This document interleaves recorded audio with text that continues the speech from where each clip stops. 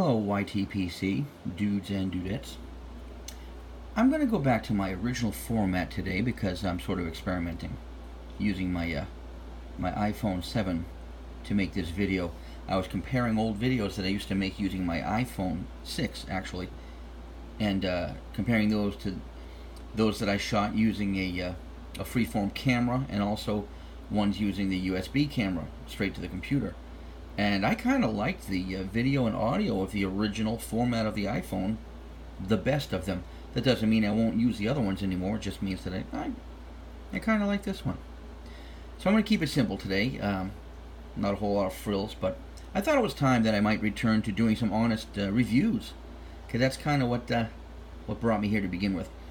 Today, as you can probably tell, I want to speak about Seattle Pipe Club Potlatch. As you can see, I ordered a big can of it. I was curious about it.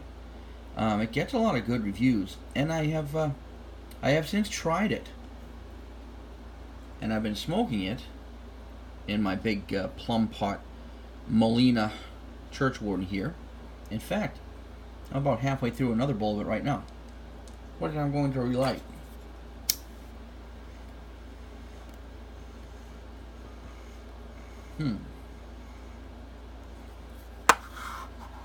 Lit it, don't you know?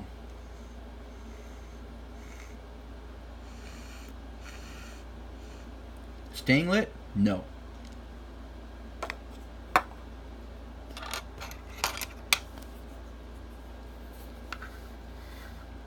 Let's attack it.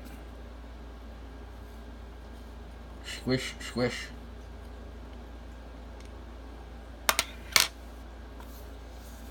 You're up, Beck.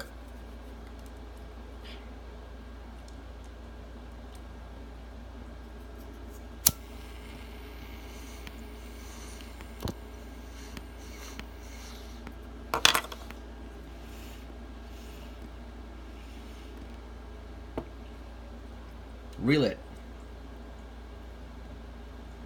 Potlatch is based on Cavendish. Got a little burley in there, Virginia, Latakia, Perique, and Orientals. Well, Seattle Pipe Club has a couple of blends that I adore, and you know what those are. This one is very different from the other ones I'm finding. First of all, I find it to be a very mild smoke. I find that when you mix a lot of ingredients together, especially ones that stand out on their own, and you put a whole bunch of them together, then you better be a wizard at marrying the flavors together, because if you just mix them and allow them to sort of meld together a little bit, that's all well and good, and you might come up with something nice, but I find that in the case of the Potlatch, it just has no distinct characteristic to me. No one thing stands out. Well, you know what? Let me back that up. Let me back up. One thing maybe does stand out a little bit. The Cavendish. I have never been a big fan of Cavendish. I kind of use it only as sort of a I like it in my what I call dessert mix.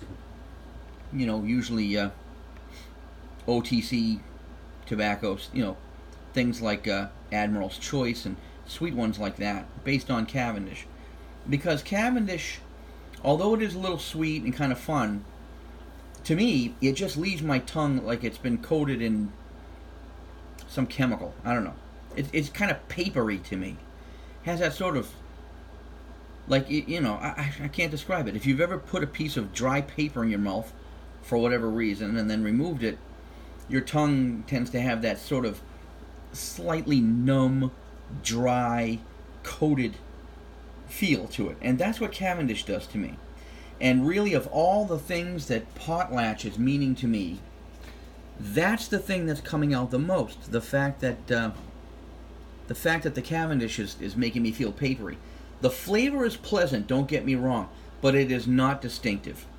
I'm not saying that it's a bad tobacco. It certainly is not. If you like a light or a mild strength, a light mix, where nothing comes right out and bites you, this is fine. You know, this amount of Potlatch that I bought will probably last me the rest of my life. I can't really see me buying it again. And if anybody's particularly in love with it and wants to trade something for it, well, drop me a comment. Other than that, I mean, I don't mind keeping it. It's none of the other ingredients really makes a standout. You know, you've got, you know, Burley, well, you can kind of taste it. Virginia, well, you can kind of taste it. Latakia, formerly Latakia, I'm not catching that. I don't catch any smokiness in this blend. I'm just not catching it. Perique, the typical sting from Perique, I'm not really catching that either. It's pretty small. And Orientals, well, I suppose the Orientals is really where the only flavor component that I can discern is coming from.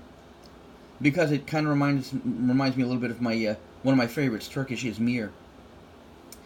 But that's it. Potlatch is coating my mouth a little bit. It is pleasant, but it's not strong. I find myself drawing on it kind of hard and frequently. And when you do that, of course, you're going to coat your mouth. My pipe does not get hot, and the stuff doesn't really like to stay lit that much, even though it's not wet. It came out of the tin almost kind of dry. It's a very fluffy, spongy mix. I can show it to you. This is spongy. I don't want to break it all up, but it's not wet. That top is dry, actually. I mean, it's probably ideal for smoking. I like to smoke them a little bit on the dry side. So that moisture level is probably perfect as far as I'm concerned. However, the ingredients in it are not playing nice to allow for a good burn. So I'm going to give Potlatch on a scale of 1 to 10 probably about a 6, 6.5. I'll give it a passing grade, but I'm not going to give it high marks. It might be great for some people. I know people who prefer blends like this.